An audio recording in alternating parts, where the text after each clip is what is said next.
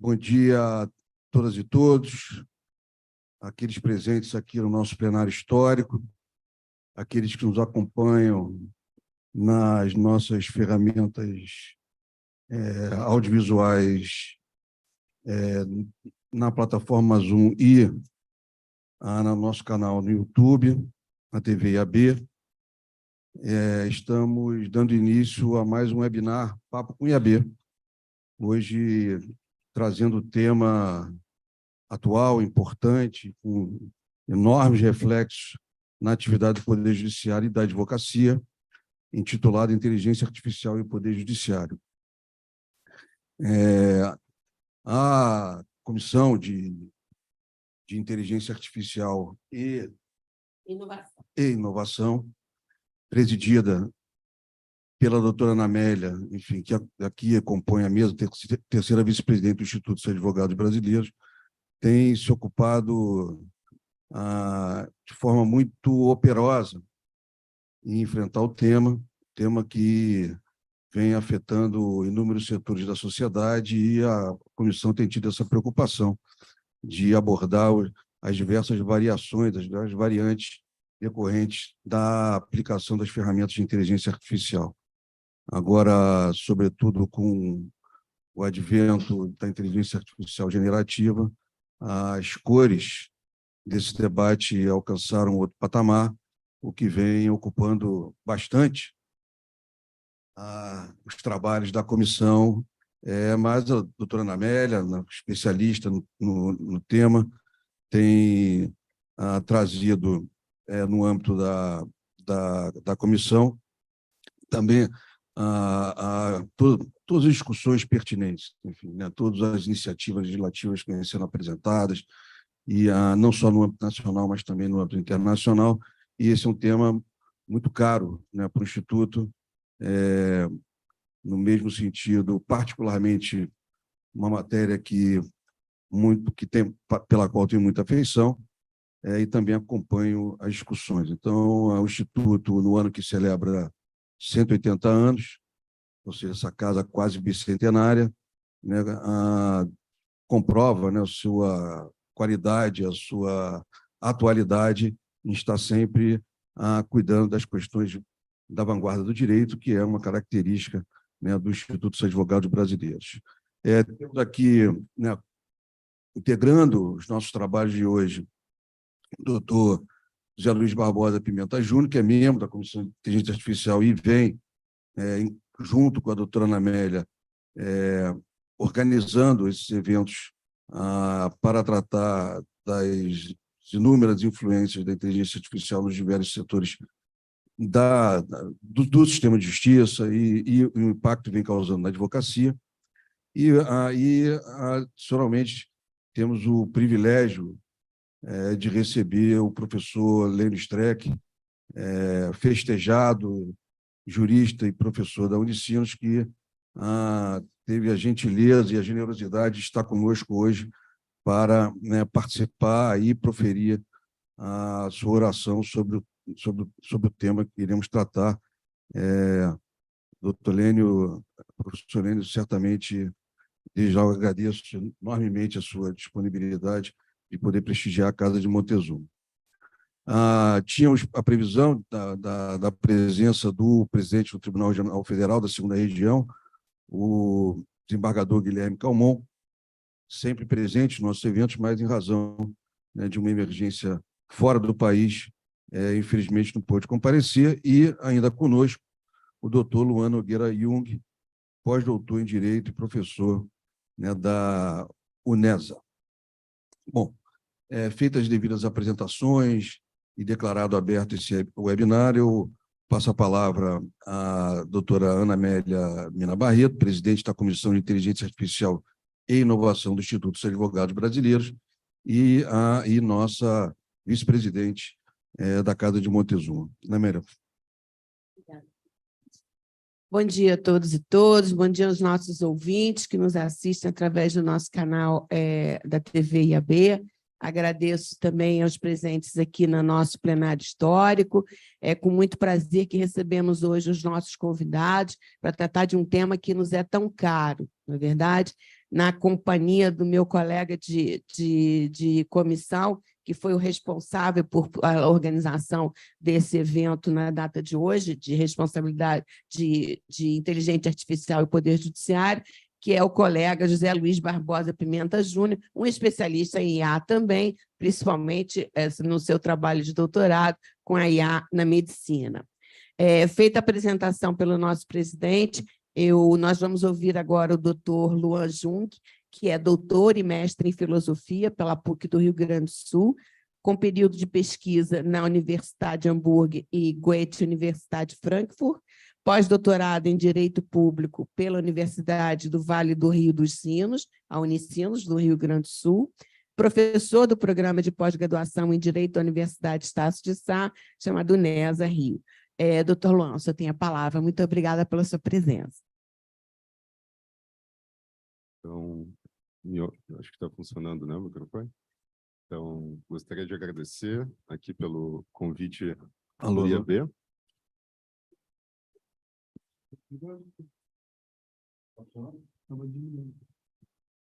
Alô? Certo? Funcionando? Sim. Então, agradeço ao convite do IAB pela oportunidade de estar aqui, né, debatendo um tema tão relevante. Agradeço especialmente ao José Luiz, né, pela diligência, por ter organizado esse encontro, e agradeço aos demais colegas de mesa, ao doutor Sidney e à doutora Ana Amélia, e naturalmente ratifico aqui o meu prazer de mais uma vez estar na mesa com o meu professor de tantos pesquisadores e juristas, o professor Lênio Streck. Bem, diante do tema proposto, né, a questão da inteligência artificial e o poder judiciário, eu gostaria de fazer aqui uma breve retomada de alguns pontos no sentido crítico, que eu acredito que vão também estimular e vão dialogar com a fala do professor Lênio na sequência. Como eu mencionei, então, a minha fala tem um tom crítico em relação a um certo afã que existe hoje no mundo jurídico brasileiro acerca do papel e do futuro da jurisdição a partir da tecnologia, né, ou da inteligência artificial. Em que sentido, então, eu digo que a minha fala tem um tom crítico? Bem, quando a gente olha as grandes teorias do direito, ao longo da história, a gente vai ver que todas elas se baseiam, em alguma medida, de maneira explícita ou implícita, em uma perspectiva antropológica sobre o ser humano, sobre como funciona, afinal de contas, a racionalidade humana. E isso se torna ainda mais relevante, claro, quando a gente está tratando, por exemplo, de temas como a decisão judicial. Então, a gente vai ver, todos aqui já devem ter lido ou já devem ter ouvido falar, autores como Hobbes, Locke, Rousseau, para mencionar esses autores tão simbólicos, né, para a modernidade, para o liberalismo. A gente vai ver que eles se baseiam, cada um deles, em uma concepção sobre o que é o ser humano, como funciona a racionalidade humana. Cada um deles vai chegar a conclusões distintas, no caso e no período, sobre como deveria funcionar a ideia de contrato social, o Estado, a jurisdição, e assim por diante. E, nesse sentido, contemporaneamente, toda essa perspectiva que se apresenta sobre a inteligência artificial não deixa de levar em conta uma leitura antropológica, certo? Antropologia, no caso, estudo do ser humano, assim por dizer. E qual é a perspectiva antropológica a partir da qual a gente fala que a inteligência artificial vai ganhar cada vez mais peso no que diz respeito à decisão judicial ou ao exercício da jurisdição? Alguns autores chamam que a gente vive hoje, desenvolvimento da ciência, da técnica, né, como utilizam a nomenclatura de cérebrocentrismo ou neurocentrismo. O que isso significa? A ideia de que o ser humano, tal qual uma máquina, ele é sujeito, a sua racionalidade é sujeita a inputs e outputs. Então, na medida em que a gente consegue, através da neurociência, que se desenvolve cada vez mais, mapear o funcionamento neurológico do cérebro, a gente consegue reproduzir isso, transportar para dados e reproduzir em softwares, certo? E nesse sentido, então, se pretende que a inteligência artificial venha a substituir a racionalidade humana no processo de julgamento. Claro, uma vez mapeando o cérebro, seria possível resolver eventuais defeitos, né, do cérebro humano, ou da consciência humana, da racionalidade humana, e, no nosso caso, da racionalidade jurídica. E, nesse sentido, se fala muito, e a gente percebe que está muito na moda, teorias que falam sobre heurísticas ou vieses cognitivos, né, aplicadas à forma como os juízes atuam, né? E há autores, tanto no Brasil quanto fora, cito aqui, por exemplo, um professor inglês, o Brian Leiter, que já em 96 falava algo nesse sentido, no sentido de que a gente deveria, então, utilizar a ciência para entender como os juízes decidem, e a partir do momento que a gente entende como os juízes decidem, a gente consegue antecipar a forma como eles decidem. E, nesse sentido, todas as questões, as discussões conceituais sobre, enfim, conceitos de dignidade humana, de como interpretar o texto legal, como justificar decisões e assim por diante, deveriam ser deixadas de lado, essas questões abstratas, não é teóricas, e partir para o ponto, entre aspas, que importa, como, afinal de contas, os juízes decidem e como a gente pode antecipar a decisão judicial. E nisso se resumiria a teoria do direito. Eu destaco aqui, nesse sentido, no contexto brasileiro, a Resolução 75 do CNJ, no final de 2021, que foi objeto de um texto do professor Lênio no Conjur, e que suscitou um debate com o professor Ricardo Horta. É fácil de, para quem está nos acompanhando, resgatar, não é? Esse debate teórico.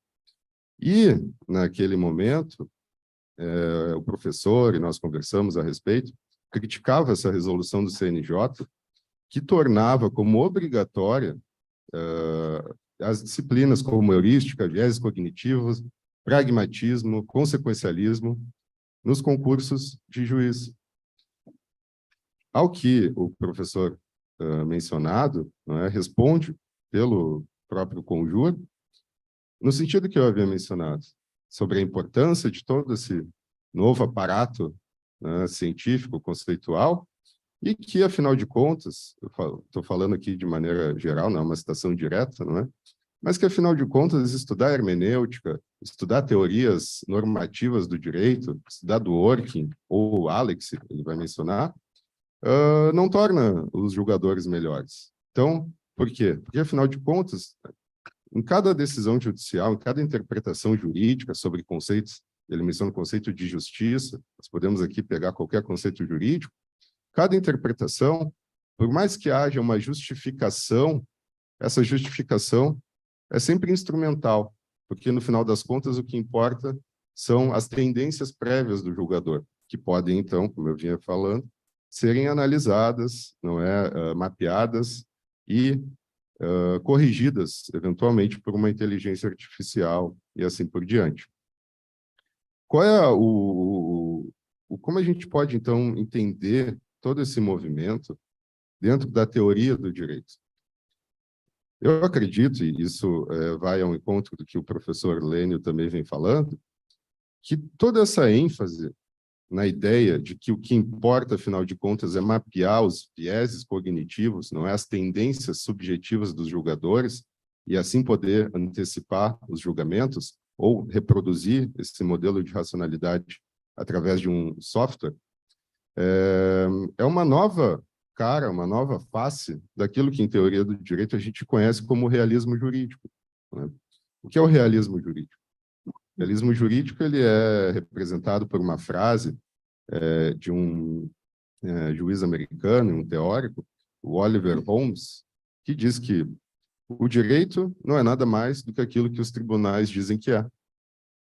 E toda a tradição do realismo jurídico, nesse sentido, tal como se faz hoje, vai renegar a importância da teoria do direito, da teoria normativa do direito, não é?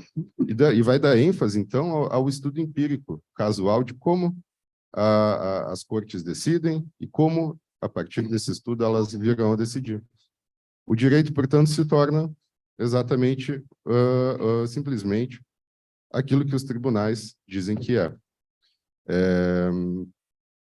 Bem, um outro ponto nesse sentido, a ser destacado, diz respeito a uma ideia que ainda, talvez ainda hoje, seja um tanto incipiente, muito embora a gente saiba que já há, né, softwares ou robôs que fazem, às vezes, de julgadores, né, nas Supremas Cortes, ainda não de forma não tão plena, mas já estão em funcionamento. Mas a ideia, então, de que, num futuro próximo, nós teremos robôs julgadores, robôs juízes. E essa ideia de que, afinal de contas, a tecnologia virá para resolver a alta demanda do judiciário e assim, né, proporcionar celeridade, economia processual e etc., ela geralmente é baseada em um ponto que eu, professor Lênio, no PPG da UNESA, né, com quem eu tenho o prazer de colaborar com a disciplina do professor de hermenêutica, e que vem sendo explorado pelo professor há muito tempo, por exemplo, extensamente no livro Verdade e Consenso, essa ideia de que os juízes, de que os robôs poderão exercer às vezes de juízes, ela é baseada numa distinção que se impregnou na cultura jurídica brasileira, que é a distinção entre casos fáceis e casos difíceis, né? Então, na média, os textos que tratam dessa possibilidade de que robôs serão julgadores, eles partem dessa distinção. Em que sentido? Bem, nós temos casos fáceis no direito, em que basta a subsunção, e temos os casos difíceis, em que, às vezes, quando a linguagem ordinária, não é a linguagem que a gente utiliza no dia a dia, não é clara, é necessária uma interpretação. Então, os robôs assumem a parte dos casos fáceis e, eventualmente, em um caso difícil, entra a ação humana interpretativa. Mas essa distinção ela é extremamente problemática e, eu poderia dizer, falsa, a distinção entre casos fáceis e casos difíceis. E é comprovada pela prática jurídica e pela história da jurisprudência, afinal de contas. Até certo tempo, onde se lia que trânsito em julgado na Constituição se considerava um caso fácil, não é? Toda a problemática da presunção de inocência. Essa semana, esses dias, aliás, não sei se foi essa semana, mas teve o caso em que o STF julgou um furto no valor de R$100, né? Circulou, não é? De um galão de diesel e de outras ferramentas que custavam R$100. Não seria um caso fácil de aplicação da insignificância, afinal de contas? Mas não parece que foi esse o caso, né? Essa distinção, portanto, ela é problemática e ela é baseada em uma série de questões que, enfim, nós tratamos em textos. O professor Lênio, especificamente, trabalha isso já há anos, que diz respeito a toda a problemática entre regras e princípios, como essa distinção que vem de Dworkin, que foi trabalhado por Alex, foi importada de forma, assim, um tanto quanto vaga, não é? Ou desleixada pela teoria do direito no Brasil. E portanto, assim, a minha reflexão aqui, esse pontapé inicial, para logo passar a palavra para o professor, vai se dar no sentido de que, antes de nós, né, termos como estabelecida, como um futuro inexorável da prática do direito, a ideia de que a inteligência artificial virá, em alguma medida, substituir a necessidade que nós temos de nos confrontarmos com problemas de teoria do direito, né, de problemas interpretativos, isso tem que ser relativizado e refletido, né? Porque o discurso que se dá no mainstream jurídico, né, de maneira geral, ele parte de algumas premissas que são ainda irrefletidas ou equivocadas, né?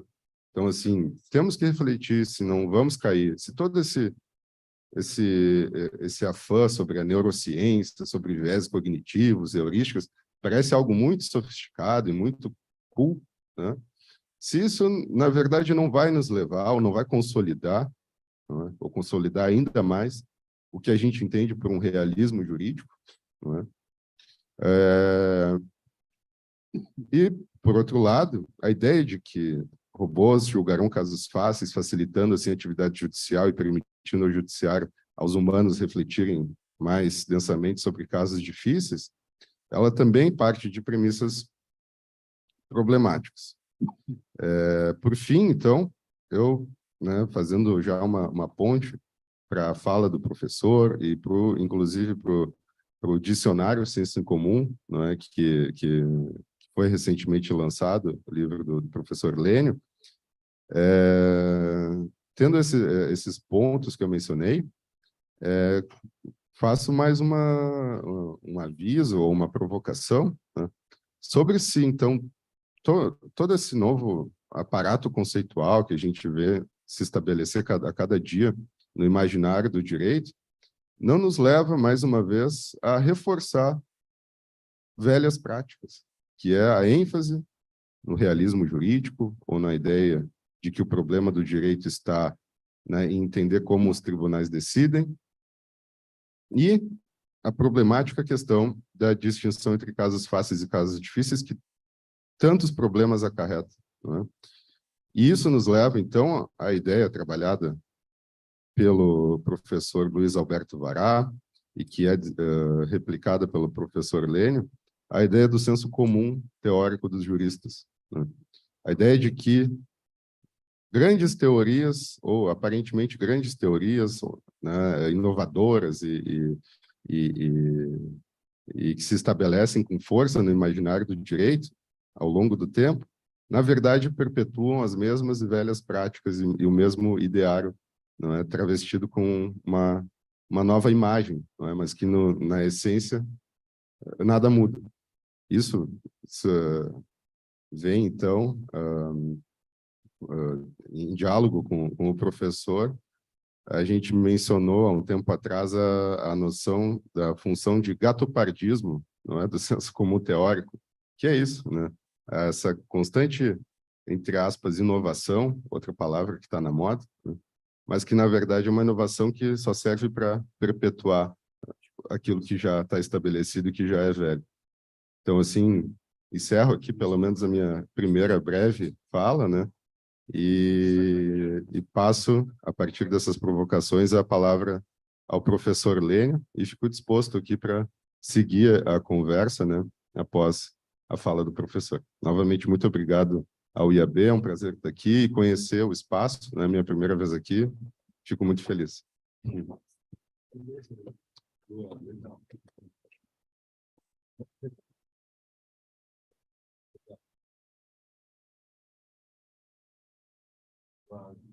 Bom dia a todos. É uma grande satisfação, uma grande honra inaugurarmos uma série de encontros que pretendemos aqui na escola, no Centro de Estudos da Advocacia, que é o Instituto dos Advogados Brasileiros, e estamos iniciando esse tema da aplicação da inteligência artificial e toda a sua implicação na justiça e na atuação de nós advogados, pelo que pensa a academia. E nada mais significativo para nós advogados, alunos do professor Lênio, do professor Luan, é justamente começarmos pelo fundamento teórico e pela academia.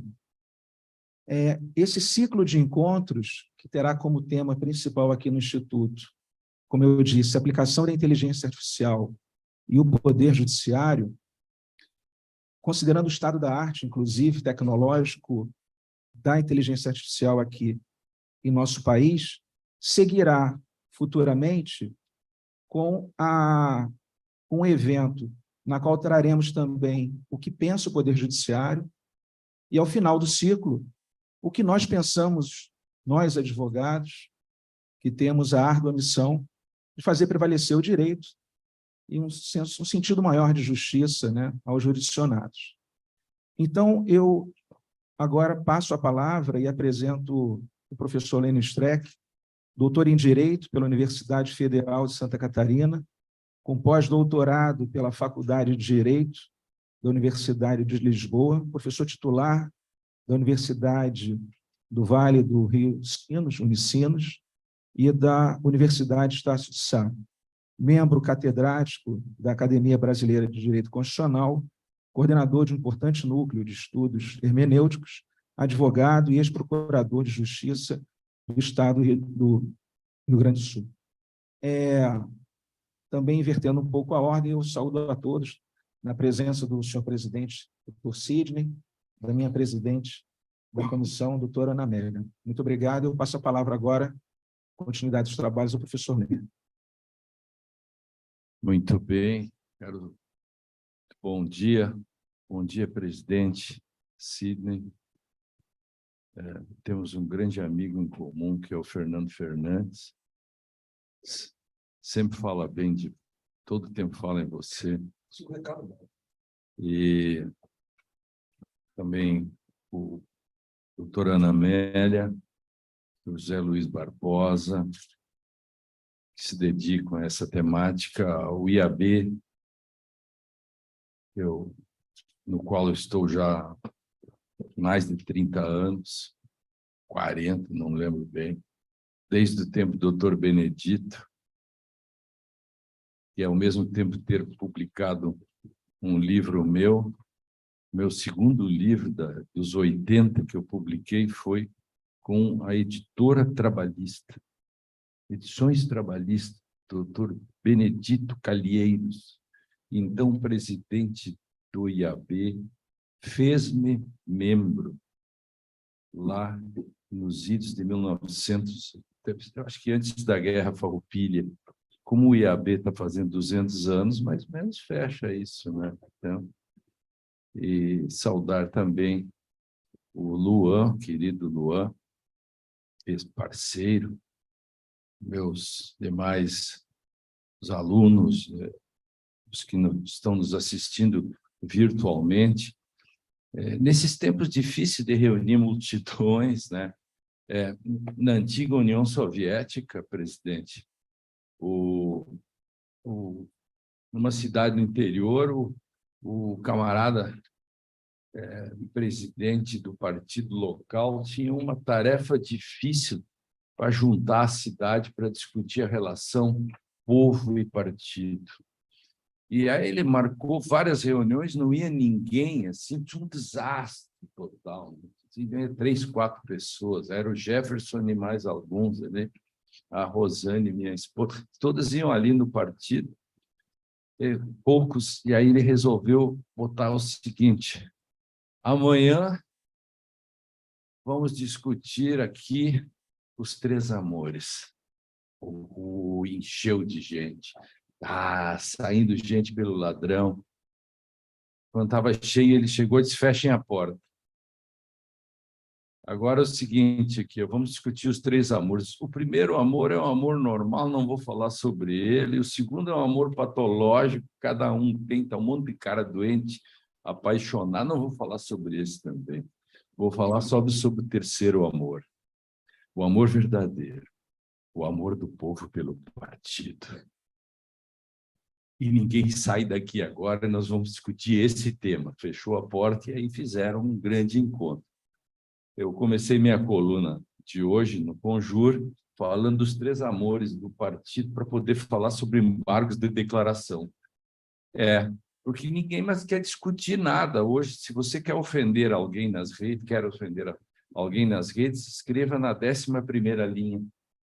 O pessoal só lê até a 18ª, 9ª linha, na 10ª, um pouquinho antes. Para baixo não tem problema nenhum. É muito difícil nesses tempos, que tem a ver com a algocracia, tem a ver com esses tempos de pós-modernidade, né? Essa questão, quer dizer, desde a aurora da civilização, o homem quer saber como se diz as coisas. Tá? O primeiro grande livro de filosofia da linguagem do Ocidente se chama Crátilo. E o capítulo mais bonito é como se dão nome às coisas. que, de certo modo, é repetido na Bíblia, João capítulo 1, versículo 1, é repetido por Gabriel Garcia Marques, que não tem nada a ver com a Bíblia, mas ficou bonito, né? Naquela pequena Macondo, as coisas ainda eram tão recentes que, para nos dirigirmos a elas, nós tínhamos que apontar com o dedo, porque elas não tinham nome. Como se dão nome às coisas? Isso também está nos filhos de Fabiano, né? Quando eles entram na cidade e veem as coisas todas e dizem assim, quem fez isso? O cara disse, não sei, foi gente. E se foi gente, quem deu nome para isso tudo? Como se dão nome às coisas? Quer dizer, como que um robô dá nome às coisas? Ele pode dar nome às coisas ou que nós damos nomes às coisas para os robôs repetirem? Existe inteligência artificial? Ou ela é um paradoxo que, se de fato ela existir, ela mata a gente? Ou seja, entra num looping e ela mesma pode se autodesligar ou se autoligar. Enquanto nós tivermos um botão, ok. Mas a grande questão, e já se discute isso em termos de democracia, os professores, vários professores, 2 professores foram convocados de Oxford para o parlamento inglês para falar sobre isso. Também, se o próprio robô responde perguntas dizendo que as coisas de fome, outra ele resolveria diferente, né? O robô pode dar uma resposta utilitarista dizendo que é melhor matar os doentes do que tratá-los, porque isso é melhor para a humanidade. Esse é um problema dos robôs, esse é um problema de uma certa algocracia. A grande questão é entre a algocracia, a força dos algoritmos e a democracia, em que momento a algocracia ela faz com que a democracia fique mais fraca. A questão é, a democracia está em crise nos nossos tempos ou são os insumos da democracia? Porque a democracia, desde a aurora da civilização, desde a Ágora, Rosane e eu estivemos há pouco tempo na Ágora lá, né? Eu até imitei querendo fazer um discurso na Ágora lá, né? Perto no Partenon, ali embaixo, não no Partenon, mas embaixo, onde era a Ágora, né? Um pouquinho assim, não tinha plateia, né? Esse é o problema, né? Faltavam os gregos lá. Bom, mas não tem muita diferença.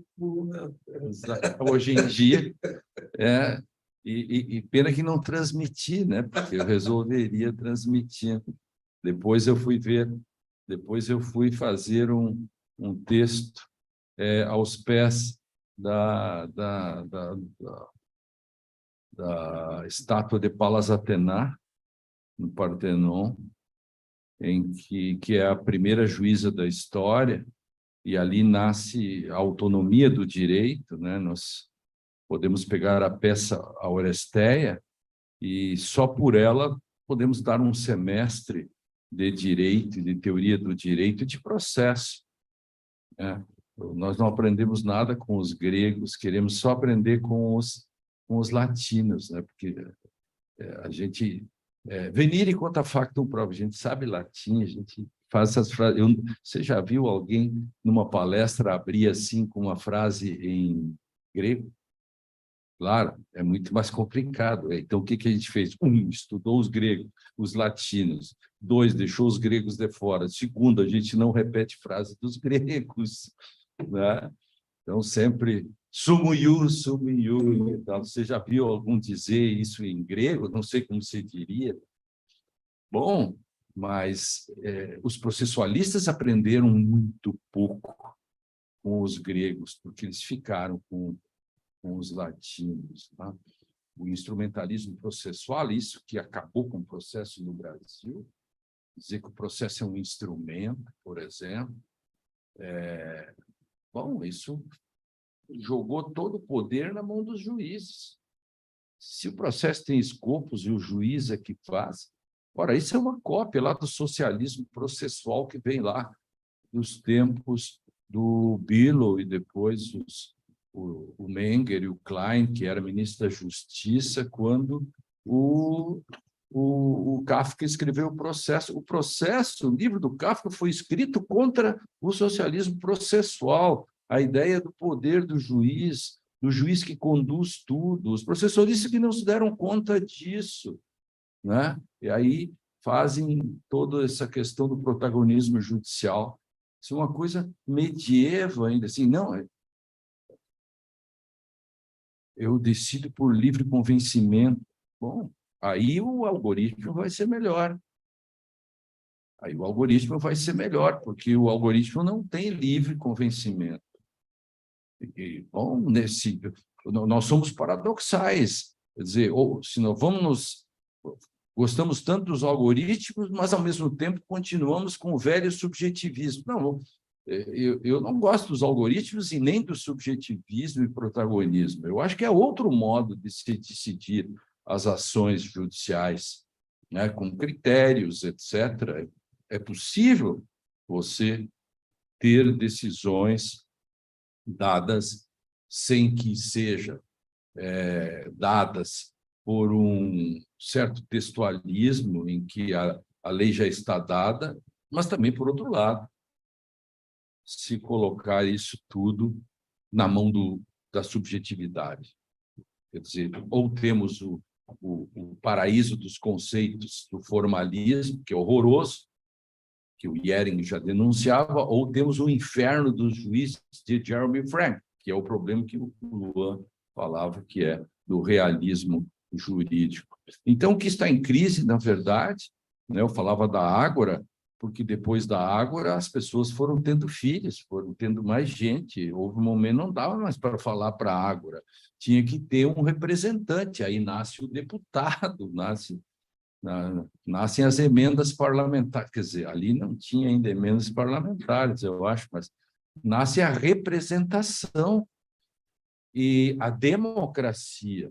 Como se forma a democracia? Com opinião pública, ou seja, o doutor Sidney, para votar, ele está dentro de uma linguagem pública pela qual o mundo se apresenta. O mundo não é a linguagem privada, o mundo é a linguagem pública. A linguagem pública é formada por insumos que vêm das manifestações das pessoas livremente e que têm uma série de filtros institucionais pelas quais você sabe que a Terra não é quadrada e etc. Nós sabemos que tem que tomar vacinas e que não pode furtar, que tem crimes, etc. Então, nós formamos o nosso imaginário e a possibilidade, portanto, de nós termos uma opinião pública.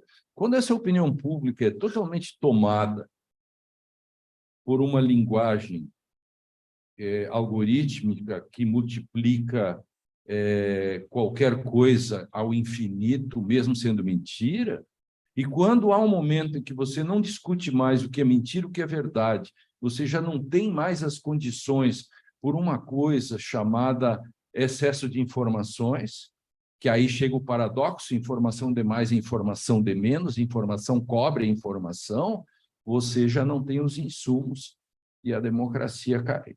Não que ela está em crise, ela é colocada em crise por falta de insumos que façam a sobreviver no plano de uma esfera pública a ser respeitada. Tá?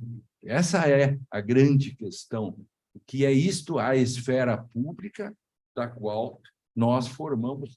Isso vale para o direito, como nós decidimos e como nós nos alimentamos em termos de conhecimento. Por quê? Porque hoje não existe mais segredos. Todos têm acesso à informação. Vivemos, inclusive, uma coisa paradoxal, que todos têm acesso a informações e o número de idiotas aumenta. Como que o número de imbecis aumenta vertiginosamente quando devia diminuir? Por quê? Porque informação não é conhecimento. Conhecimento não é saber e saber não é sabedoria. Então, nós somos responsáveis, professores, enfim, de fazer com que a informação que qualquer idiota possui se transforme em algo útil, que é o conhecimento. E essas pessoas, se esforçarem um pouco, transformam isso em saber e, quem sabe, numa sabedoria, né, que se dá no alto da pirâmide do conhecimento. Então, nem tudo é horizontal. Existe uma verticalidade que se estabelece. Aí entra também as questões de mérito e uma série de coisas. Nem tudo é tão simples assim que você pode dividir a sociedade em fatias, né? E aí entra toda essa questão, esse ponto daquilo que vem se chamando de algocracia. Tem aí uma questão de 2.500 anos de filosofia que o Luan falava e muito bem. Porque se nós pegarmos, fazendo um discurso assim, muito simples,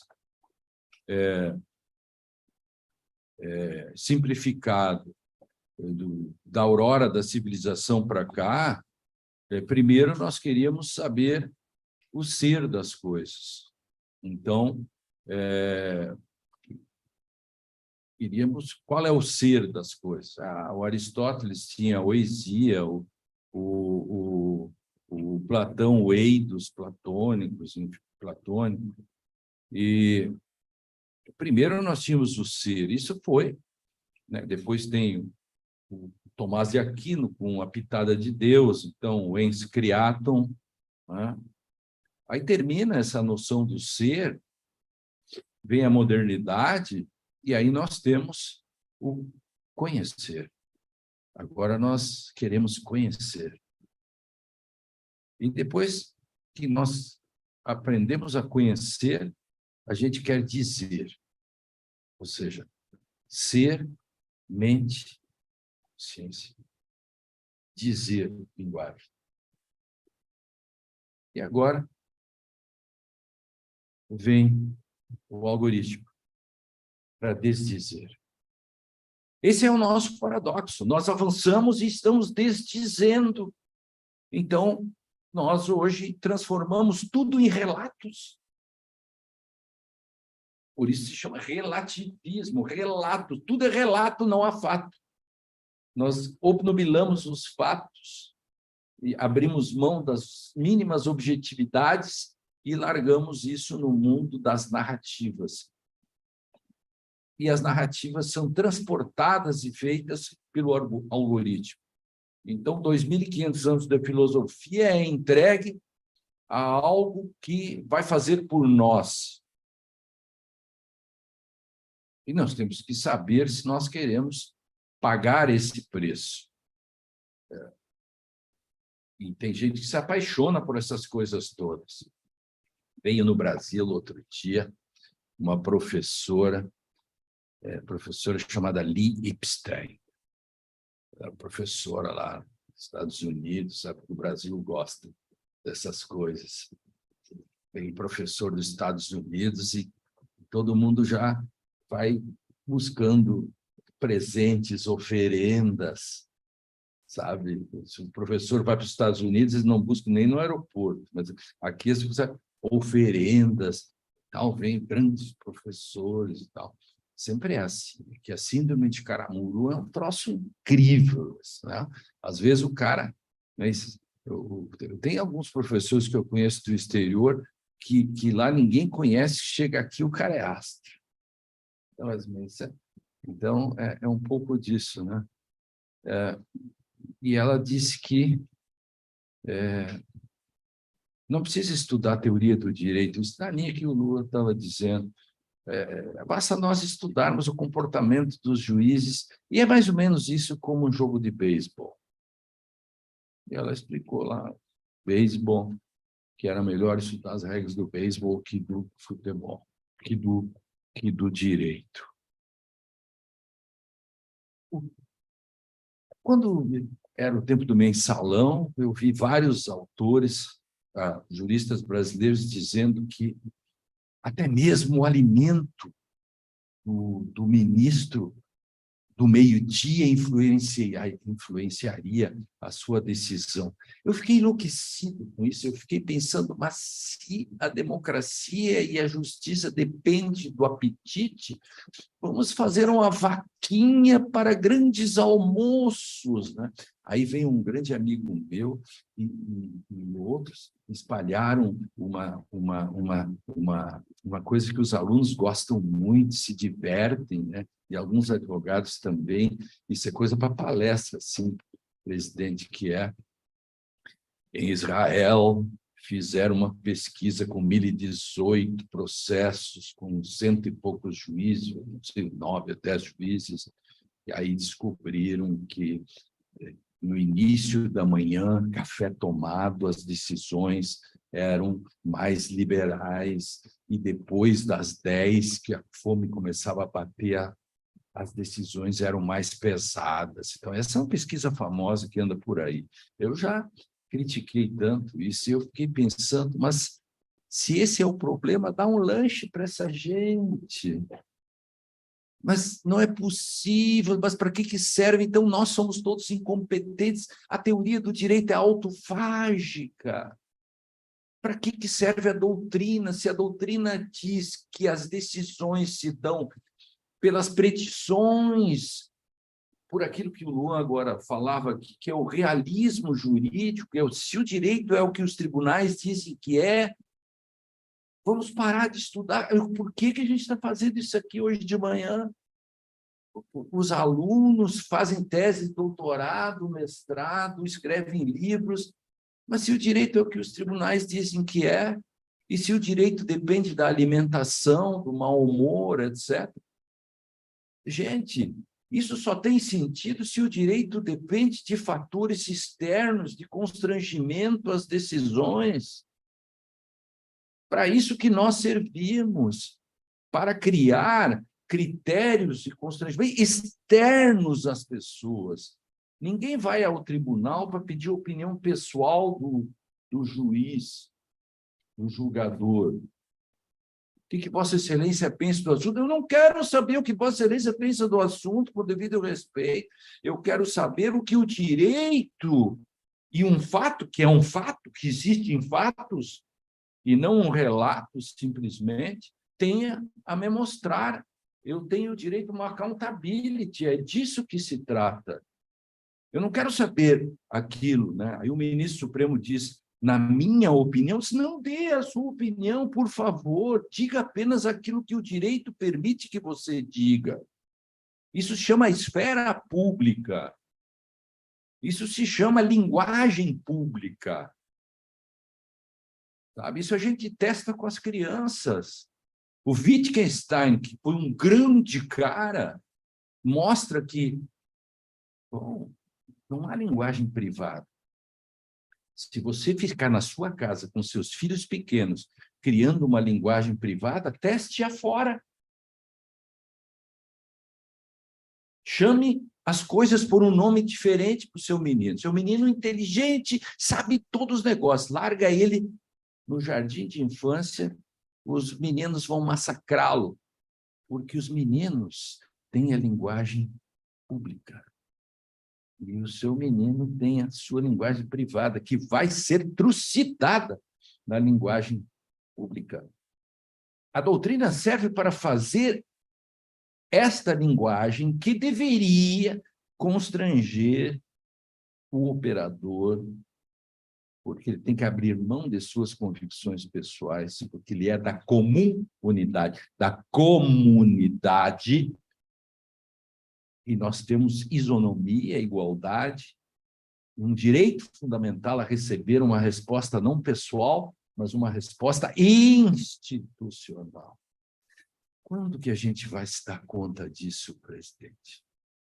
Quando que a gente vai se dar conta disso no Brasil? Agora vem a questão, e o Luan dizia isso muito bem, das predições. Mutatis mutandis, no fundo, toda a inteligência artificial, ou o nome que se dê, que se lhe dê, no plano do direito, só tem um objetivo. E nós vamos ter que confessá-lo. Nós vamos ter que nos abrir e dizer, e todos têm que admitir que ela é para a gente predizer o que os juízes vão dizer. E que nossos processos sejam mais facilitados, etc., e que nos dê vantagem. Para isso, que no fundo se quer a inteligência artificial. Só que, se nós cada vez mais delegarmos as decisões para a assessocracia, para os estagiários e assessores, e se nós substituirmos os estagiários e assessores por robôs, vai mudar apenas que os robôs é que farão. Mas continuaremos fazendo a delegação e o direito será aquilo que a decisão dirá. Deslocamos o polo de tensão do direito, que é do legislativo e da formação pública, porque nós também construímos direito por nossas interpretações, acaba sendo aquilo que é um novo realismo. Porque de onde surge o realismo? Só para fechar isso, já estou falando demais. Que eu queria ouvi-los também para a gente... No século XIX, se coloca do seguinte... Então, não é aula, eu quero aproveitar que tem outras gente sem iniciação que podem estar assistindo aqui, e assim, só para mostrar um pouquinho de como isso funcionava, e nós estamos falando em realismo, e um aluno ou alguém não iniciado lá no Tocantins pode estar dizendo que raios é isso de realismo, porque esse cara está falando pela 15ª vez que eu não sei o que é. Essa é uma questão do seguinte modo: no século XIX, nós tínhamos, por circunstâncias históricas, um novo sujeito histórico na França, com a Revolução. Esse sujeito histórico é a volonté générale, a vontade do povo da Revolução. Então, o legislativo vem a ser o primeiro polo de tensão, quer dizer, o direito será feito não mais pelo rei, etc., e aplicado por seus juízes e tal. O direito será o direito feito pelo povo, pelo legislativo. Mas como eu faço isso para que os juízes não se apropriem desse direito? Que foi feita a Revolução e os revolucionários sabiam que os juízes poderiam transformar o novo no velho. Veio, então, aquilo que se chamou depois de escola de exegese, que é o positivismo clássico, que a gente pode chamar de textualismo, certo? Texto e norma, a mesma coisa, você cola as duas coisas. Quer dizer, não, entre aspas, não tem interpretação. Isso na França se dá assim, né, que é esse positivismo textualista, tá? Porque eles sabiam como os juízes faziam. Só fazendo um parênteses, estou fazendo um livro novo agora chamado Como Fazer a Coisa Certa. E ao mesmo tempo, um outro sobre uma comparação Brasília e Alemanha. Eu descobri uma coisa fantástica do papel dos juízes. O regime da Alemanha Oriental, a DDR, os comunistas, e os comunistas começaram a ficar preocupados nos anos 70 que os juízes estavam se apropriando do direito, fazendo jurisprudencialização. Aí o Comitê Central, o Partido 7, que é o partido único, designa um quadro que é o Gregor Gysi, intelectual e tal, você vai fazer uma tese de doutorado para dizer o que o partido pensa sobre ativismo judicial. Ele, então, faz a tese, o aperfeiçoamento do direito socialista. E aí ele mostra como se deve dar a legalidade. Portanto, o juiz não pode se meter e tal, fez uma coisa bem quase textualista. Não funcionou.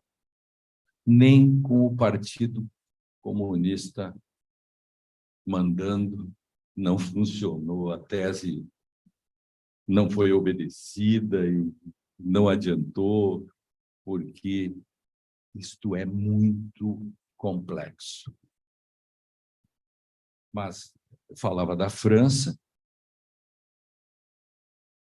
Na Alemanha, por outras circunstâncias, se fez um direito pelos juízes, pelos professores, que se chamou de pandectismo. Então, se pegava do conceito, é a herança um pouco do nosso Código Civil, que tem a herança francesa, mas também o velho Código Civil, que começa assim um título grande da família, aí vem, até embaixo. Até a minúcia. A minúcia seria, naquele modelo, uma espécie de pandectinha. Assim. Aliás, a ponderação do Alex, ela, como regra, termina sempre com uma mini pandecta, assim, um conceito.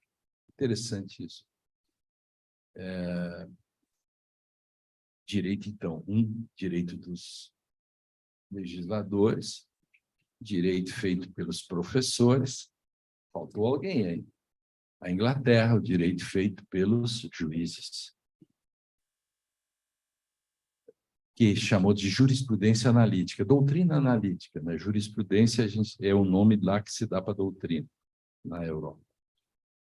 O século XIX é cheio de tensões e todos os três explodem. Na Alemanha, explode e começa com o Hering, com a finalidade do direito, o Philipp Heck com a jurisprudência dos interesses, e depois a escola do direito livre. Livre de quê? Livre da lei, ou seja, livre das pandectas. A França, né, a livre investigação científica, para quê? Para se livrar das amarras do positivismo clássico. E, na Inglaterra, se fez de outro modo, o realismo. Aí, o realismo jurídico foi uma reação à jurisprudência analítica, passando o direito a ser feito de outro modo, mas um direito feito que era feito pelos juízes, mas era um direito que acabava sendo tão duro e vinculante quanto os pandectas e outros pandectas. E se fez, então, um direito pelo qual, the judge made the law, mesmo a ideia de que os tribunais é que dizem o que é o direito, ao fim e ao cabo. Nesse sentido, o realismo. Então, o realismo de hoje, que é dominante, porque as teses feitas pelo STJ e pelo STF são direito feito pelos juízes. Nós não confessamos, Ana, mas nós vivemos atolados até o pescoço num realismo que eu chamo de, no meu dicionário de senso incomum, que está por aí, não sei que até os meninos iam lançar, mas pelo jeito, o realismo retrô brasileiro. Esse é o realismo que agora vai ser feito e se encaminha para ser feito via algoritmos. Ou seja, olha o tamanho do buraco que nós estamos nos metendo. Não quero a volta do lápis, embora eu ainda use o lápis. Isso. Não quero. Eu gosto de carros sofisticados. O meu é tão sofisticado que ainda ontem eu mostrava para a Rosane. Eu entro no carro na academia e ele diz: a rota sugerida, sua casa. Como é que ele sabe que eu iria para casa? Porque ele sabe que todos os dias tal. E quando eu estou de casa de manhã, rota sugerida, rua tal, que é a Rua da Academia. Mas que filho da mãe, ele sabe o negócio, mas eu gosto dele. Adoro. Então, eu não quero voltar às diligências e nem a Rural Willys do meu pai. Eu quero uma BMW caprichada. Então, eu sou o cara da tecnologia. Agora, eu gosto de dirigir o carro. Eu não quero que o carro se dirija sozinho e vá para o lugar que ele queira. O direito, nessa metáfora, a ferramenta tem que estar à nossa disposição. Nós temos que utilizá-la. Não para não fazer, ou caso e delegação, nós pagamos os maiores salários do mundo para os juízes promotores deste mundo de Deus. Nós damos as maiores assessorias. Um juiz do Tribunal Constitucional Alemão tem 3 funcionários. Aqui tem 40. Então, por favor, quem precisa do algoritmo para fazer as sentenças quando alguém falou um robô vai poder julgar? Vai até poder, mas não deve. Era isso que eu queria dizer para vocês com todo carinho nessa manhã, para nos divertirmos um pouco nos 3 amores do partido. E um dos amores é a discussão do realismo e da inteligência artificial. Então, todos proibidos de sair da sala, né? Porque o partido sabe como é que era o Partido Comunista da antiga União Soviética. É isso, meu presidente.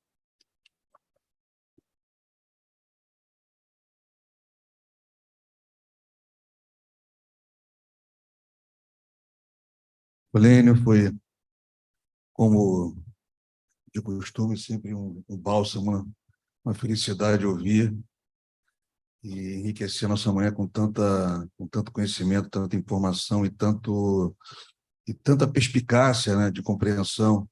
E aí eu vou repetir o termo, né, do que representa a algocracia, né? Eu acho que esse termo já quero lhe dizer que já vou adotar. Então, porque sim, mas não tem problema, eu sempre cito.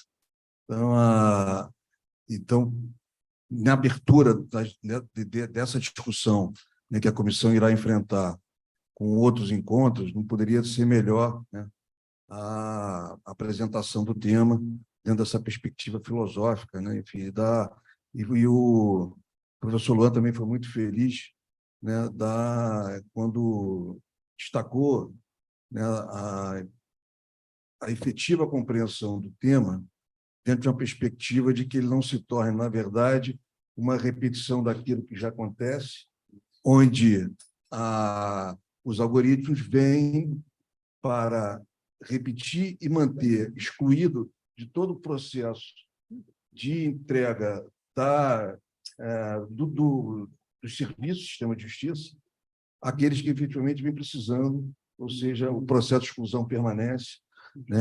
Os excluídos continuam os mesmos, e aquele que é o beneficiário final, né, de todo o sistema de justiça, que é o jurisdicionado, né, continua ali alijado nesse processo unicamente para atender e repetir os benefícios que o próprio judiciário já tem.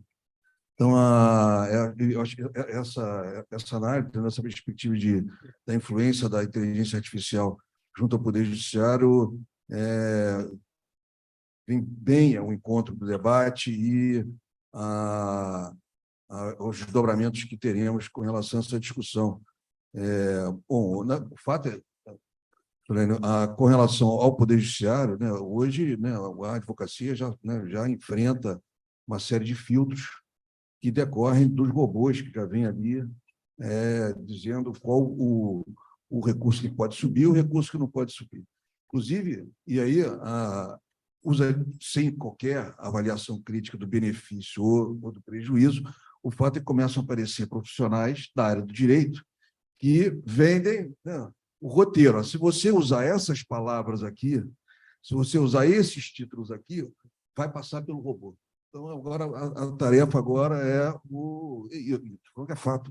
Enfim, Seja lá, e posso dizer, semana passada, uma discussão dentro no escritório, enfim, envolvendo a preparação de um recurso especial, eu repeti exatamente o que eu acabei de falar. Essas terminologias e essa forma de apresentar é a informação que nós temos hoje, né, para que possamos, né, avançar do filtro, né? E o filtro ele é o filtro é burro, porque ele não avança no direito substantivo, ele privilegia, e o professor Heleno falou muito bem, né, essa supremacia do direito subjetivo, né, e da processualística com relação à entrega, né, O robô é um sniper epistêmico, assim. Ele atira na cabecinha. Exato. Na cabecinha do recurso, né? É um vilsamento, né? Não era o nome do governador, Wilson, né? O wilsamento, né? O cara tira na cabecinha matou o recurso, né? Atira na cabeça para matar o recurso. É incrível isso.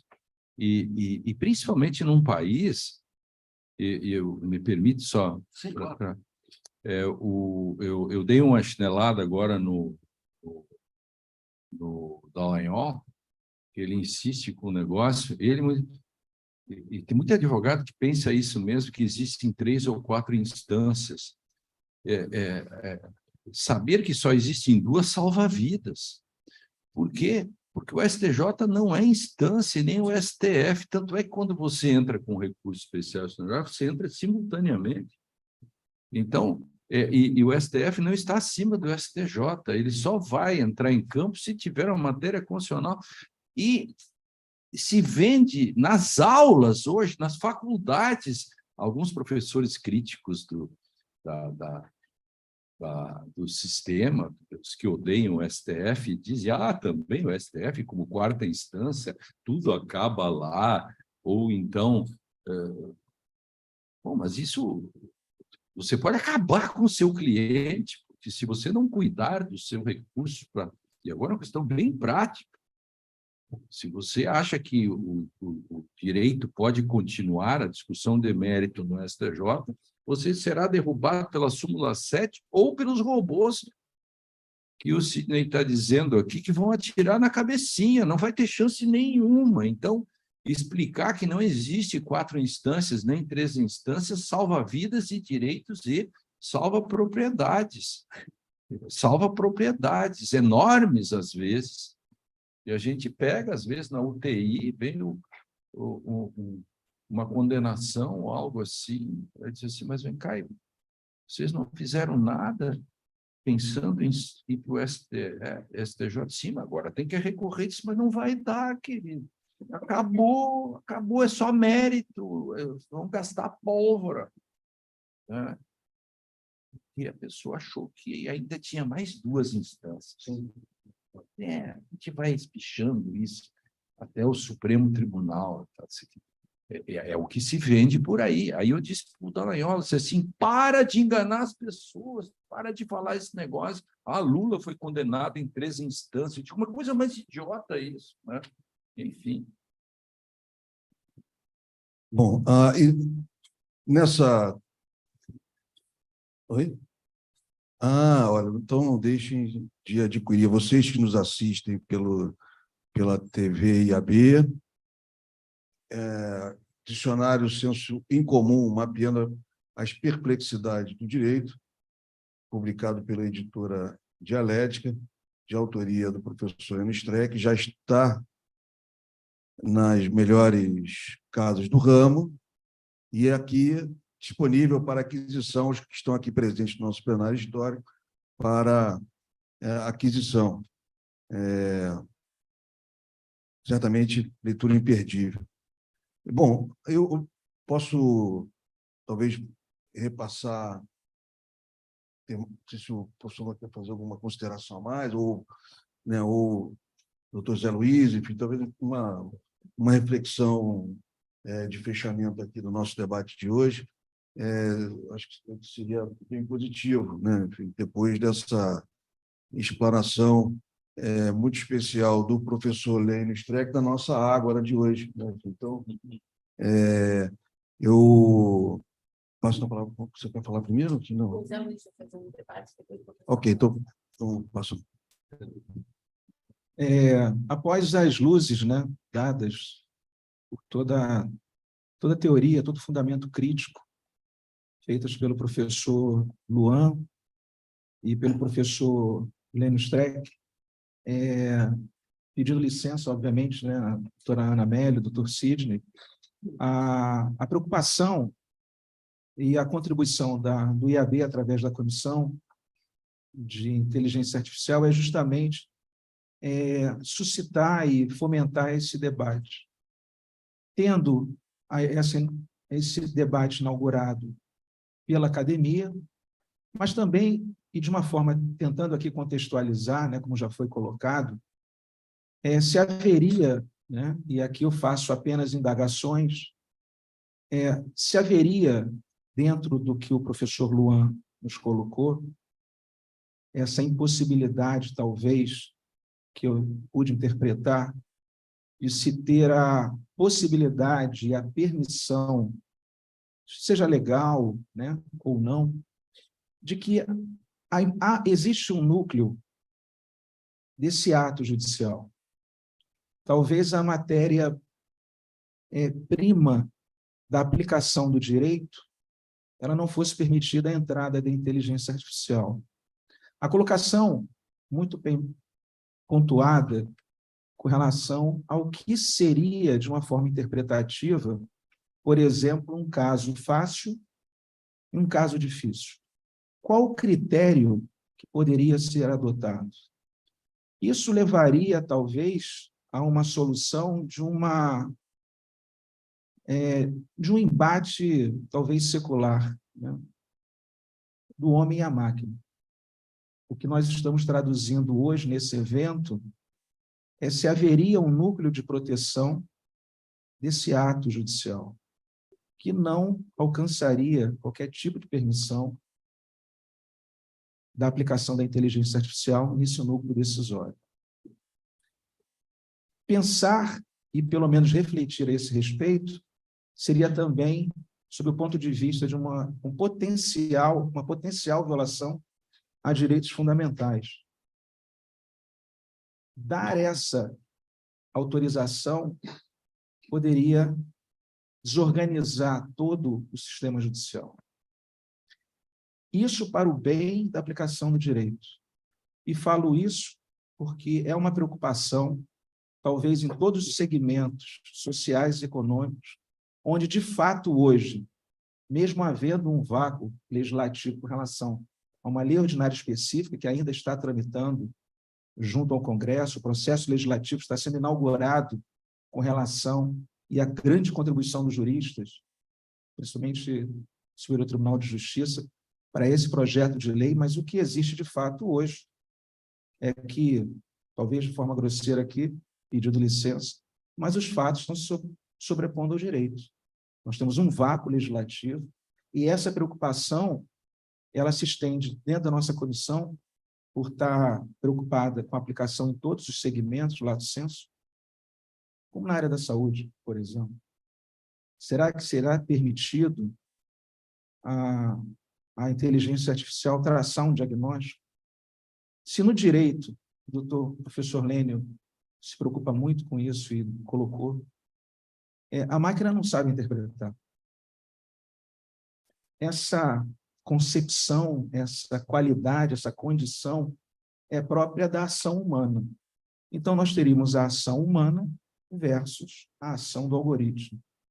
Aqui não está, eu creio, né, e aqui eu também gostaria de ouvi-los, mas aqui não se pretende dar atenção a qualquer tipo de debate com relação à aplicação da inteligência artificial de forma complementar.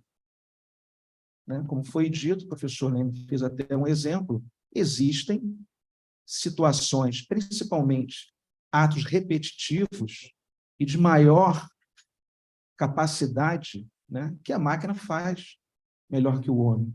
Então, ter, em tese, o que é apresentado de forma pública pelos tribunais superiores e pelo Conselho Nacional de Justiça, com relação a existir um algoritmo para reunir ações precedentes, né, tendo um filtro de mineração de dados correta, vamos dizer assim, adequada, que se reúna precedentes para que se discuta um tema. Então, existe uma ferramenta processual que é importante para você tornar tornar mais homogêneo uma jurisprudência através de uma tese. Ora, se a inteligência artificial é hábil, talvez mais que a ação humana, para reunir, nada, isso é gestão, isso é política judiciária. Essa é uma aplicação complementar, subsidiária, mas guardada ao quê? Essa proteção do núcleo da decisão judicial dada diretamente preservada à ação humana, né? Então, eu estava lembrando aqui, o professor Lênio fez também menção, imagina se ainda existissem as regras de experiência, né? Como se daria o algoritmo para utilizar algo que é próprio do que seria, né? Se me falha a memória do CPC de 73, a possibilidade do juiz utilizar suas regras de experiência. Enfim, esses conceitos subjetivos, a máquina, principalmente pela formação.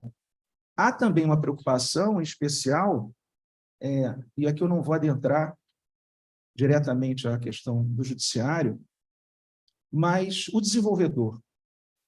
O projeto de lei que está tramitando, com certeza a comissão, no Senado, ela está preocupada também qual será o nível de responsabilidade civil até do próprio desenvolvedor. Ora, a ferramenta da inteligência artificial, o algoritmo é criado, treinado, com a base de dados que o forma, vamos colocar assim. Aí está a preocupação dos vieses. Larga doutrina no campo do estudo da aplicação da inteligência artificial no judiciário aponta os vieses, principalmente com relação aos Estados Unidos, a exemplos de possibilidade de, se você se dar um perfil, né, de um possível criminoso, né, e ter um viés totalmente discriminatório, né? Então, essa contextualização, que é justamente o chamamento e o início desse debate aqui na casa, para que nós tenhamos futuramente, quem sabe, um consenso, seja ele um consenso da vontade do legislador, né? Ou seja, a possibilidade de nós, advogados, a academia, principalmente, participar. A transparência do judiciário quanto à aplicação da inteligência artificial, ninguém questiona. Existe regulamentação do Conselho Nacional de Justiça, conceitos de governança são próprios do Poder Judiciário. Agora, a publicidade e a oportunidade de debate é que eu, pessoalmente, falo por mim, sinto falta.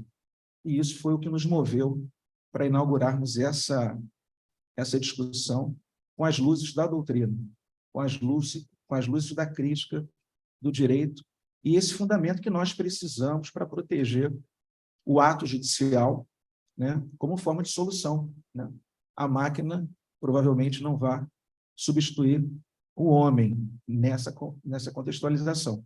E também, talvez, um ato também de corresponsabilidade de nós, advogados, para nós também pensarmos como nós estamos utilizando a inteligência artificial também em nossos escritórios, né? Nós também temos que ter essa preocupação, essa meia-culpa. Então, é essa contextualização que eu gostaria de oferecer agora a esse debate. Então, obrigado.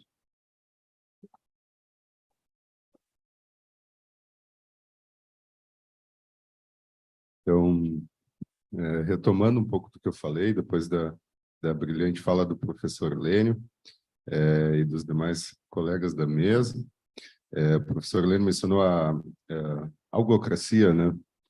E tem um outro termo que também define um pouco a nossa época, que é trabalhado por autores. Tem um autor que está bem na moda agora, o Harari, tem um livro chamado Homo Deus, em que ele aborda, mas não só ele, né? Destaco aqui autores como Thomas Fuchs, um professor de Heidelberg, que tem uma visão um pouco mais crítica do que o próprio Harari. mas destacam o termo também dataísmo, né, como a religião da nossa era, né, essa crença de que os dados vão superar ou melhorar a humanidade. E tem conceitos, né, que estão aí postos, como o transhumanismo, ou seja, o melhoramento das práticas e do ser humano pela tecnologia, e também o pós-humanismo, a superação da espécie humana pela técnica, não é, pelos dados. Mas no que tange ao direito, estava pensando aqui, enquanto o José Luiz comentava, é um problema também conhecido por todos que debatem, não é, algoritmos e vieses.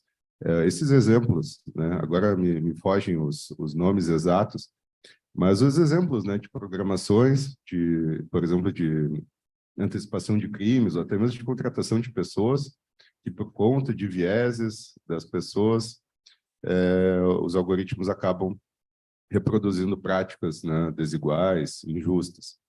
Mas enquanto tu falava, Jesus, eu pensava, bem, mas para nós termos a consciência de que determinadas práticas são discriminatórias, injustas, ilegais, desiguais e assim por diante, a consciência sobre a definição desses conceitos de discriminação ou desigualdade, ela não é dada pelos próprios vieses que estão em pauta, por essa teoria que eu mencionei, por essa corrente teórica que hoje despreza a perspectiva normativa da teoria do direito, certo? Então, a gente só pode falar que há certos vieses que praticam discriminação se antes a gente definir conceitualmente o que significa discriminação. Assim como a própria interpretação judicial, não é? Ela depende desse nível de teorização, de debate, de leitura. Então, assim, evidentemente, acho que isso é um consenso, então, entre nós, que, independentemente de eventuais facilitações, melhorias que a técnica possa agregar ao exercício do poder judiciário, a responsabilidade por interpretar, por compreender conceitos, por debatê-los, ela vai continuar sendo inerentemente humana e uma responsabilidade, no nosso caso, dos juristas, professores e magistrados. Então, reproduzindo e assim encerrando, não é, mas essa minha participação, a gente pode concluir ou ratificar uma afirmação que vem da tradição hermenêutica, né? Tradição hermenêutica que lida com a teoria da interpretação e etc. Podemos concluir pelo fato de que, enquanto seres humanos, enquanto juristas, nós estamos condenados a interpretar, né? E não existe a técnica, os dados, enfim, os robôs, eles não vão superar aquilo que o professor Lênin, inclusive, vem mencionando, né, recentemente. Eles não vão curar a nossa angústia, né, por compreender os nossos problemas, né, os nossos dilemas sobre justiça, igualdade, todos os princípios e direitos fundamentais. Eles são uma responsabilidade nossa, então acho que não tem muito por onde fugir, e não adianta também se auto-enganar a respeito. Bem isso, Lu. Eu tenho lido muito sobre essas questões que ligam o dataísmo, né, a uma questão do transhumano. O transhumanismo é uma questão bem religiosa, que mistura religião porque a ideia da inteligência artificial é criar uma espécie de eternização do homem, uma espécie de alma, né? Isso está nas teses transhumanas. E aí disso há várias correntes, algumas delas que tiram lá a ideia da própria, que no fundo se aproximam do Apocalipse de João, que é a ideia dessas religiões que depois do arrebatamento as pessoas voltam a reviver da ressuscitação. Então, parece uma coisa assim, mas tem um livro que eu estou lendo agora, faz um tempo que eu já estou lendo, estava mostrando esses dias para a Rosane, sobre essa... Um dia de manhã, estava contando para ela do que dizia o livro, sobre essa questão da ligação com a religião, que é o livro God, Human and Machine.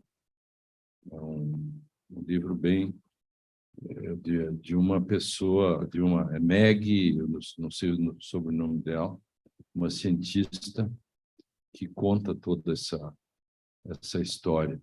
É assustador, né, pensar que isto tem, inclusive, uma espécie de ligação com a própria religião, né? Transforma isso numa fé.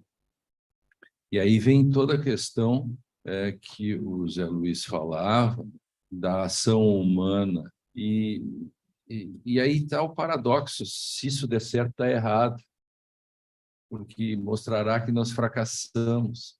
Se o homem consegue escrever algo, construir algo que substitui ele no julgamento de algo, é porque ele fracassou. Então, ele vence e perde. É como a neurociência, né? Tu põe um eletrodo aqui, em vez de 2.500 anos de filosofia, nós ficarmos discutindo as condições de possibilidade pelas quais você pode dizer que algo é e algo não é, epistemologia. Vai aparecer em azul e tal, e vai dizer que você está com um olhar de amor, ou um olhar de ódio. Bom, se isso der certo, deu errado, porque eu consegui criar um enunciado performativo. Eu criei aquilo que me autodestrói. Como que eu posso vibrar com o meu próprio fracasso? As pessoas, no fundo, é como as galinhas que estão trabalhando avidamente numa nova lâmina sob encomenda da sadia, que mais rapidamente cortarão os seus pescoços. Quando elas chegarem no ápice da lâmina ideal, elas terminaram o seu trabalho. Essa, para mim, é a metáfora do dadaísmo. E, para encerrar a minha participação, o Luan, que fala que eu tenho falado muito sobre angústia, escrevi um texto agora, por um curso de psicanálise tal, escrevi, mas não é da angústia da modernidade que eu quero falar. Muito rapidamente, quero falar sobre o Weber, quando o Weber, em 1917, faz uma conferência e diz uma coisa muito que eu gosto muito, que eu tenho adotado agora, tenho adaptado a fala do Weber, que eu chamo de tudo isso que está aí, a inteligência artificial, a algocracia, o dataísmo, etc., é uma tentativa de reencantamento do mundo. Porque o Weber mostra que a modernidade funciona como uma espécie de confirmação da metáfora bíblica de Adão e Eva. Adão e Eva descobrem a ciência, né? A nudez e tal, aí o castigo é ser tirado para fora, que está nos gregos como Prometeu, rouba o fogo.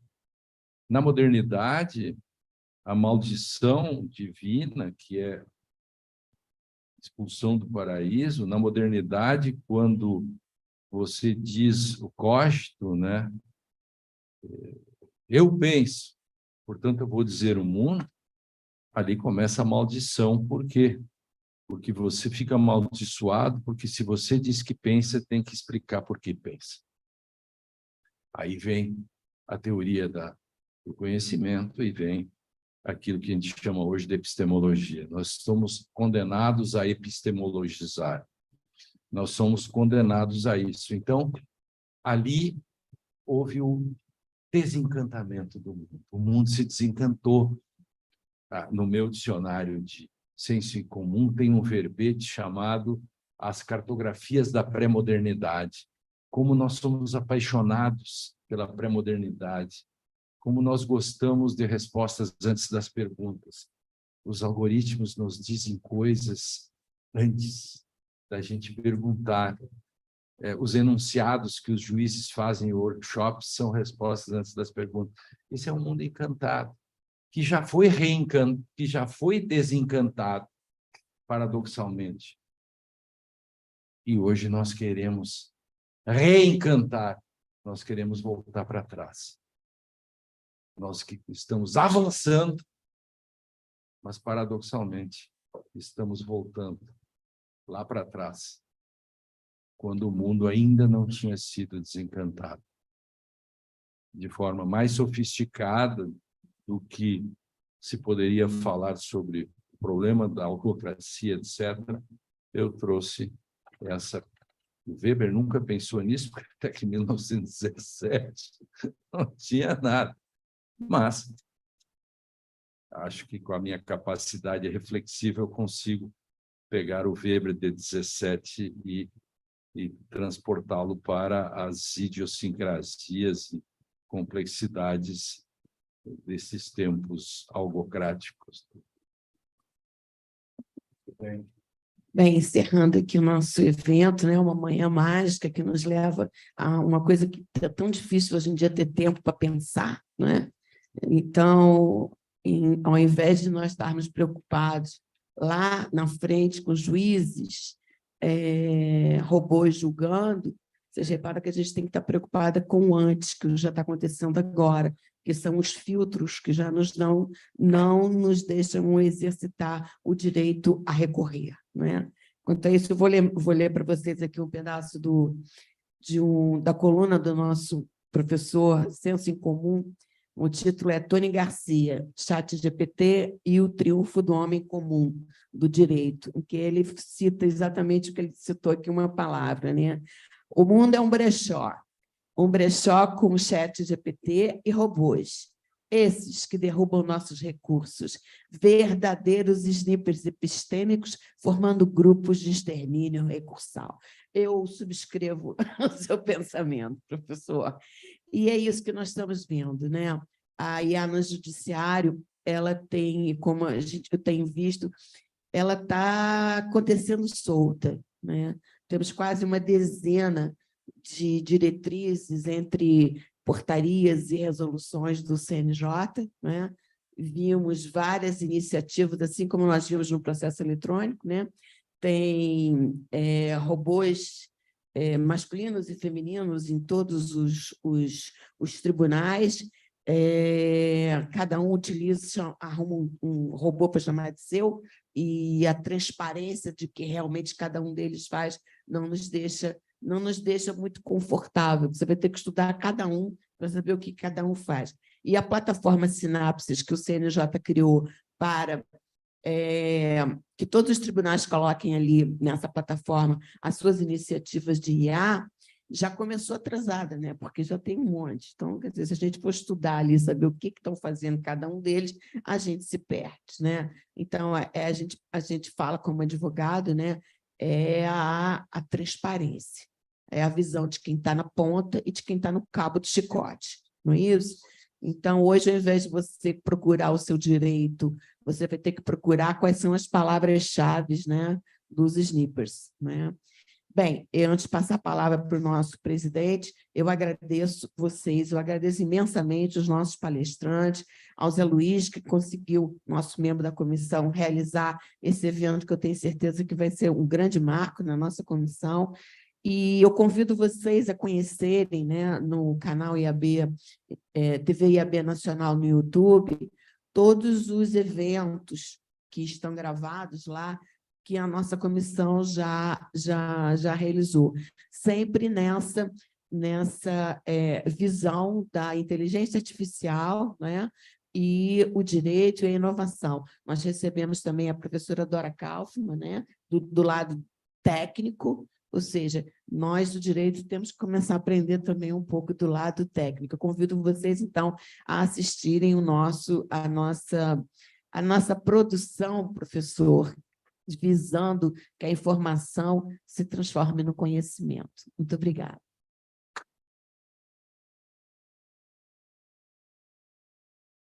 Obrigado, Ana Amélia.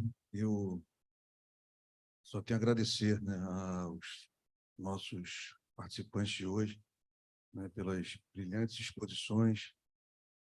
Não poderíamos ter inaugurado melhor, né, essa sequência de debates que teremos sobre o tema da inteligência artificial e o Poder Judiciário. Agradecendo mais uma vez à presidente da comissão, Ana Amélia, e ao doutor José Luiz Barbosa Pimenta Júnior, pela iniciativa. Acho que é fundamental nós mantermos essa discussão de uma forma mais iluminada possível, né, em razão do reflexo que ela vem causando para todos os setores da sociedade. Ou seja, o Instituto não poderia ficar fora desse debate. O professor Luan falou um pouco sobre, agora na sua exposição final, sobre a preocupação, né, da reprodução de modelos discriminatórios, o que seriam modelos discriminatórios, e aí aquela máxima, né, tem aquela máxima de que a tecnologia é neutra, né, numa primeira perspectiva. A alimentação da informação para que ela possa entregar aquele serviço que está sendo disponibilizado que motiva todo esse grande debate, porque e uma das discussões que hoje tem, não só no plano nacional como no plano internacional, é justamente sobre a transparência e a idoneidade das bases de dados para alimentar as ferramentas de inteligência artificial que integrarão inúmeras modalidades de serviço, a fim de evitar modelos discriminatórios já existentes, e aí em todos os setores, seja de gênero, raça, e de condição social, na entrega de um crédito, na entrega de uma escolha, né, de uma mão de obra, enfim, uma seleção de emprego.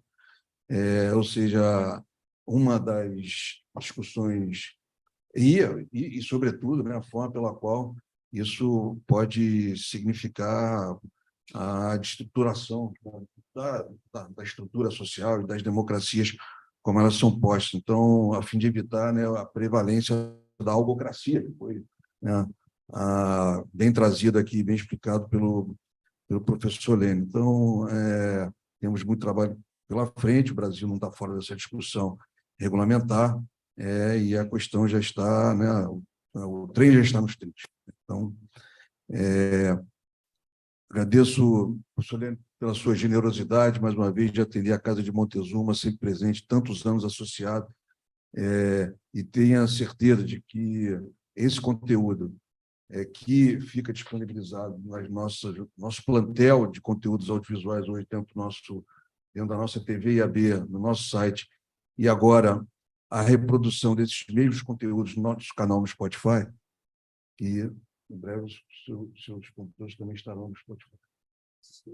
Temos um e terá essa finalidade, né, de, né, espraiar o conhecimento e permitir que esse debate, né, seja o mais amplo possível, a fim de que alcancemos aí um resultado regulatório, seja no país e junto à comunidade internacional, que melhor atenda e respeite, né, os nossos princípios civilizatórios, né, porque, terminando, né, começamos falando da Grécia, terminamos falando da Grécia, né?